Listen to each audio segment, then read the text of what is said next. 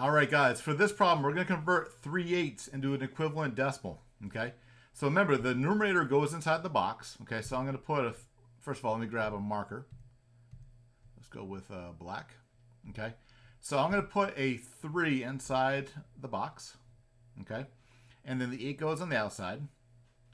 And then I'm going to add, do a couple of zeros. We can always add zeros if we need to, okay?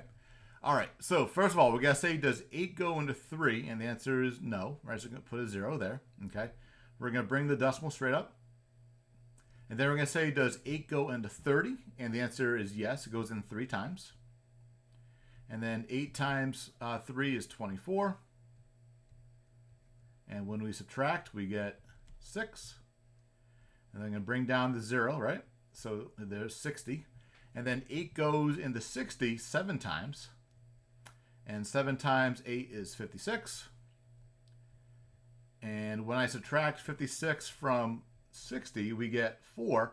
And notice we still have a remainder. Okay, so I'm going to add another 0 and then bring it straight down. Because now we have 40, right? And 8 goes into 40 exactly 5 times. That's a good thing. Because when I bring another 40 down here, we get a remainder of 0. And that means we're done.